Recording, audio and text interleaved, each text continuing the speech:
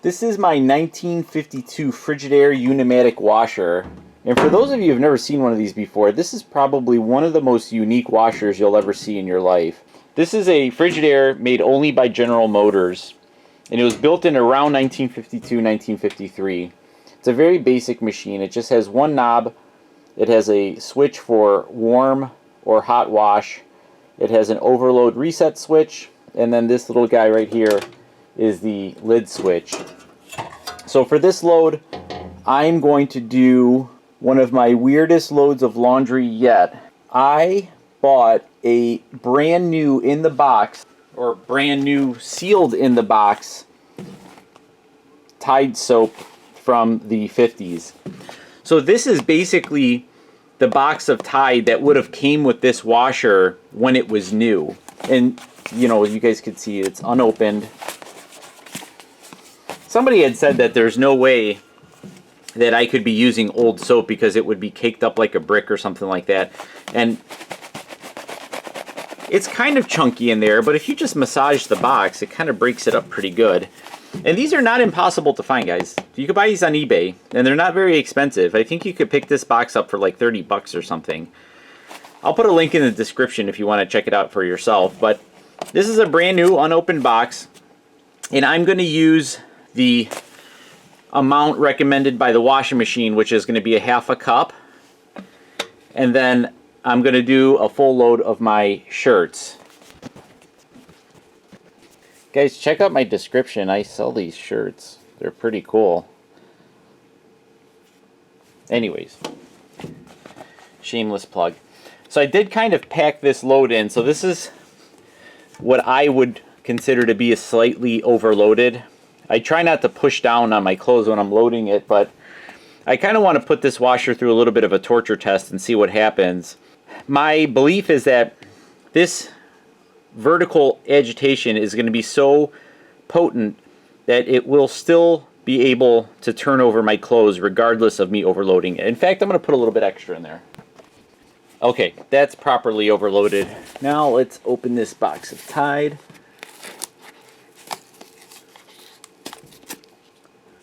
So as you can see, it's definitely chunky, but you could break it down pretty easy. There's no scent. There's no scent left in this. It's surely all dissipated.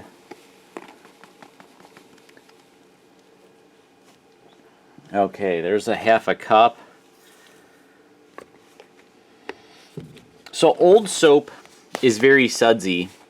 And so this box calls for using a cup to a cup and a half of Tide, using somewhat more hard water if clothes are heavily or if clothes are heavily soiled. After a few washings, you'll be able to tell just how much Tide you need for your washing condition.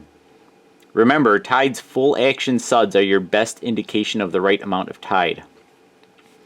So this says a cup to a cup and a half. I think maybe I'll just split the difference. This, maybe a half a cup is not going to be fun enough. I'll put 3/4 of a cup. So this is like halfway between what this says and I guess what the lid of the washer recommends. Did you guys know that you could wash your dishes with old Tide? Tide for dishes. No wonder Tide is America's top favorite product for dishwashing. Tide gives such wonderful suds. No greasy water, no dishpan ring, no dulling film. Dishes and glasses dry sparkling clean even without wiping. And remember, no detergent, even those made specially for dishwashing, is milder for the hands than Tide. Pretty interesting. And you can use this in front-loading washers, wringer washers. Although I will say the front-loading washers back in the day were much more different than the modern machines. So, whoops, geez. Well, I just put a little extra soap in here. Anyways, I'm excited to see what happens. I'm going to pull this one on full send. So I'm going 10 minutes, warm wash, and that's it. That's my only option. So here we go.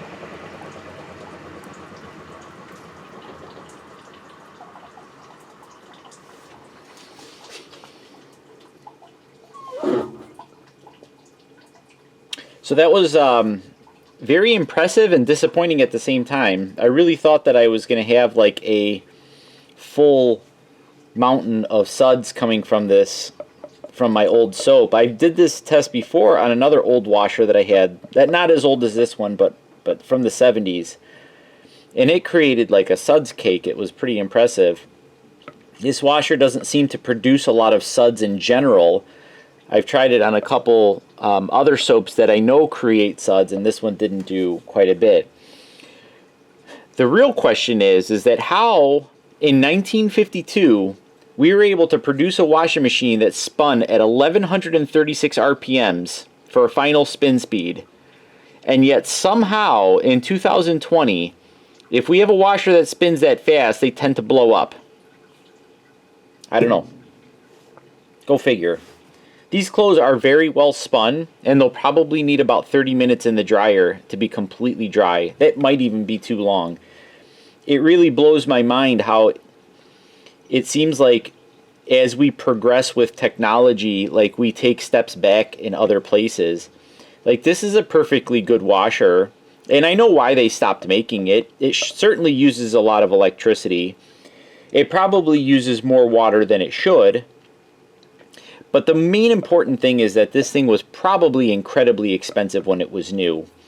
You guys should look at some old ads for antique washing machines, like, you know, when they were new back in the 60s and 70s, and see how much they cost, and then put that price into one of those inflation calculators and see how much they were in today's dollars. A lot of these machines by today's dollars were thousands of dollars. Like, you know, they were, even the cheap washers were maybe $1,400 or $1,500 in today's money. And today you could go buy a brand new washer for practically $400. You know, a lot of people say, like, I wish they made them like they used to, but, you know, do you want to spend $1,500, $2,000 on a washing machine? I mean, if the answer is yes, then, you know, I agree with you. But if the answer is no, then, you know, they make these cheap washers because that is, generally speaking, what the public demands. Anyways, I was really impressed with the turnover of this machine. It really did a good job, despite the fact that I feel like I really overloaded this washer. Honestly, after I saw it go, I felt like I could put a little bit more in there, but I don't know. It's very impressive. The clothes smell wonderful. I mean, the Tide was basically unscented. There's really not like much for me to go by other than these clothes smelled pretty awful because they were in my laundry basket for a week. And now they smell like kind of like cotton. So I say that's a pretty good win for me. Did you know I also sell this shirt in gray? Oop, there's a sock.